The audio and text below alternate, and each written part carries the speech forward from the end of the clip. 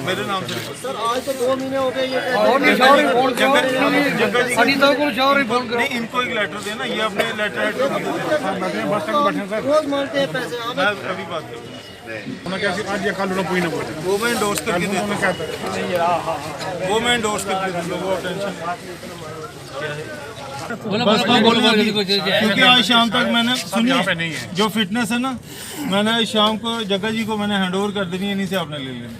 बाकी उसका जो मैडम का जो कौन बोल रहा था अभी, मैं बोल रहा हूँ हाँ 11 कुछ कम थे ना पैसे,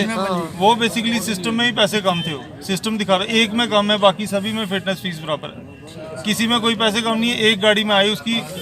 उसने लाई थी मेरे पास 5 फिटनेस है, 748 थी एक, मुझे याद नहीं रहा, एक बासी नानू है पता नहीं क्या, एक में फीस कम आई, बाकी 4 फिटनेस उसी समय साइन कर दी थी जो मंडी की आती है सरपंच, दे दी 4 फिटनेस दे दी, एक कम एक। आपका नाम? मेरा नाम शबीर अहमद है सर। तो आज गाड़ियाँ क्यों बंद रखी हैं? गाड़ी हमारे को कोई डॉक्यूमेंट्स फंसे हुए थे आरटीओ दफ्तर, वो आरटीओ साहब नहीं निकाल रहे थे उनको, और दूसरा हमारा ये था कि इलेक्शन ड्यूटी हमारी गाड़ी आरटीओ साहब ने लगवाई थी, आज तक उसका पैसा नहीं मिला हमें। मैनेजर साहब के पास जाते हैं वो कहता है प्रेसिडेंट देगा, प्रेसिडेंट साहब के पास जाते हैं वो कहता है आरटीओ देगा, लेकिन पैसा जो है भारता भूषण जो हमारा पहला प्रेसिडेंट था उसने लेकर अपने पास रखा है, लेकिन हमें दे नहीं रहा है, कुछ दिन भी उनसे काट रहा है। हमारे साथ लफ्ज़ हुआ था कि 2000 रुपये और तेल हम देंगे आपको पर डे, लेकिन अब वो हमें 21 दिन हमारे लगे हैं, अब वो कोई हिसाब करता वो पैसा जो है तेल से ही निकाल के ख़त्म कर देता है, हमारा रुपये 15-15 हज़ार देता है, हमारा कोई 42-43 हज़ार रुपये बनता है। अब जब हम मैनेजर साहब के पास जाते हैं वो कहता है कि प्रेसिडेंट साहब देगा, प्रेसिडेंट साहब के पास जाते हैं वो कहता है आरटीओ साहब देगा, ऐसे मुद्दे हैं हमारे, इसलिए हम तंग होकर हमने आज गाड़ियाँ बंद कर दी। हमारा जो स्टैंड है यहाँ पे छोटी गाड़ी सुबह आके पार्किंग कर लेती है, तो बसें जब आती है रूट से तो वो रोड में खड़ी हो जाती है, तो हमें पुलिस वाले बहुत तंग करते हैं, इसलिए हमने आरटीओ साहब से भी रिक्वेस्ट की थी कई बार कि इसको यहाँ से छोटी गाड़ी निकाला जाए ताकि हमारा स्टैंड खुला रहे, हमारे फेरे ना मिस हो, क्योंकि यहाँ पे गरीब लोग हैं, जो गरीब आवाम यहाँ पे काम कर रही है उनको बहुत तंगी आ रही है, तो इसीलिए हमने बंद किए हैं। तो आप देखते हैं आरटीओ साहब भी आए हैं, वो क्या कह रहे हैं उसी हिसाब से हम देखेंगे। आरटीओ साहब की जो ट्रांसपोर्टर के साथ कोई नाराज़गी है, ये तकरीबन 1.5 महीने से ऊपर हो गया है, गाड़ी को डॉक्यूमेंट्स नहीं मिल रहे थे, तो अभी आज स्ट्राइक हो गई है, क्योंकि एक हफ़्ता पहले हमने चिट्ठियाँ दे दी थी मेरी, जो मुझे ऊपर से आदेश आए थे, और मैनेजर कमेटी जो हमारी पहुँच की है उसने भी हमें बोला था कि भाई स्ट्राइक करनी है, तो उनको बार बार बोलने के पीछे उन्होंने कोई डॉक्यूमेंट नहीं निकाला, तो अभी आज स्ट्राइक हो गई है, अभी आके बस स्टैंड पे आ गए हैं कि भाई अब ये फिटनेस हो गई है, शाम को आप ले सकते हैं। एक फिटनेस का मसला नहीं है, फिटनेस है, परमिट है, आरसी है, लाइसेंसेस हैं ड्राइवर्स के जो रिन्यू होने के लिए दिए हुए हैं वो भी नहीं हुए, तो अभी ये बात कर रहे हैं, अभी हमारी कमेटी से बात, आज दिन को मीटिंग है, उसके बाद मीटिंग के बाद प्रेसिडेंट साहब से बात करेंगे जम्मू, अगर उन्होंने हमें आर्डर्स दिए, हुक्म किया तो हम स्ट्राइक खोल देंगे, वरना ये स्ट्राइक जो है कंटिन्यू भी जा सकती है। ये ट्रांसपोर्टरों का कहना है कि हमें भाई काम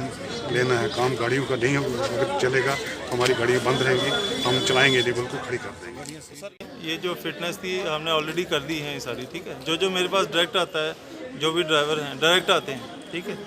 जिनके फॉर्म दफ्तर में आ जाते हैं उनकी तो हो जाती है, जो कहीं आगे पीछे किसी टाउट्स के हाथ में या किसी के हाथ में दे देते हैं तो वो तो मेरे पास पहुंचते नहीं है फॉर्म, तो उस पर आप बताएं कि मैं कैसे उस पर वेरिफिकेशन कर सकता हूँ। तो मैंने अभी इनसे रिक्वेस्ट की है, मसला कोई नहीं है, हमने ज़्यादा ये कोई 200 के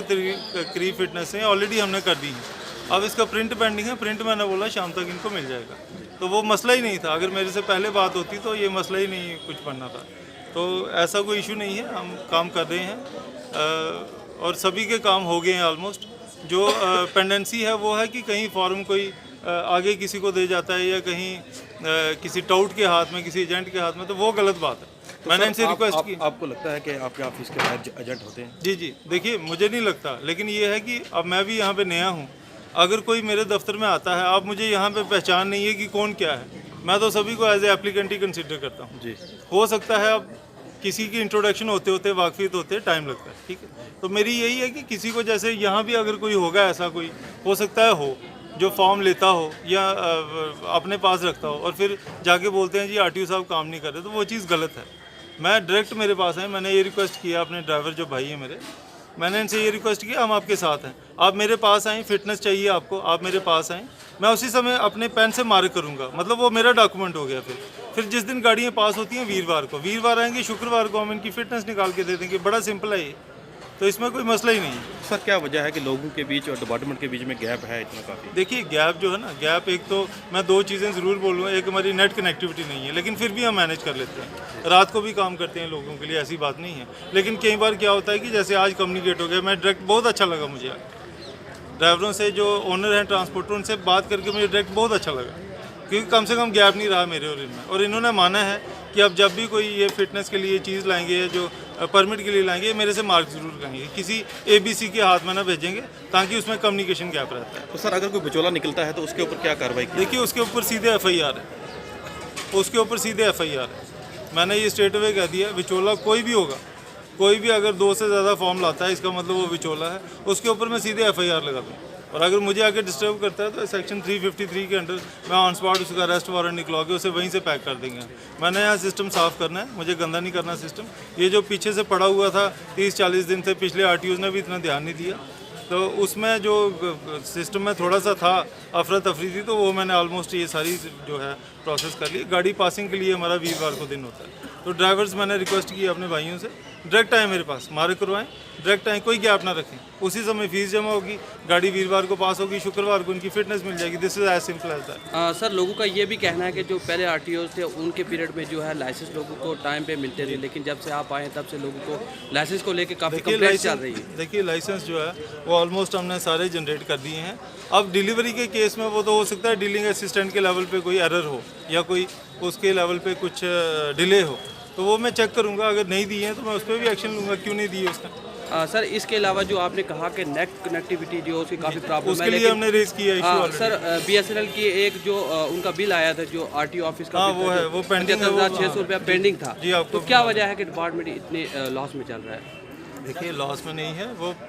कोई तकरीबन 5-6 साल से कुछ था, मुझे भी अभी पता चला उसी दिन थ्रू वर्दी DC साहब के थ्रू ही पता चला कि हमारा बिल पेंडिंग है। हमारी कनेक्टिविटी जो है एयरटेल की है, एयरटेल वाले आए भी थे लास्ट मंडे को, उन्होंने कर दिया, राउटर से हम सारे सिस्टम बड़ी जल्दी हम कनेक्ट कर लेंगे, विद इस हफ्ते हमारे सारे सिस्टम कनेक्ट हो जाएंगे, आपकी सारी परेशानियाँ दूर हो जाएंगी कनेक्ट। बाकी ये डायरी है, इसमें सारी डिटेल्स हैं जो फिटनेसेस हमने की हुई है सारी, एक एक चीज़ पहले नहीं चढ़ती थी, अब हमने एक एक चीज़ जो है हमने लेजर में चढ़ा दी है ताकि ट्रांसपेरेंसी बना रहे। ये सारा एक पारदर्शिता जो सिस्टम में बनाने के लिए ट्रांसपेरेंसी की तरफ है। मैं किसी के अगेंस्ट नहीं हूँ, ये जो नीचे से कोई एम्प्लॉई आपको बोलता है कि, या कोई बाहर से बंदा बोलता है, तो जितने मुँह उतनी बातें हैं,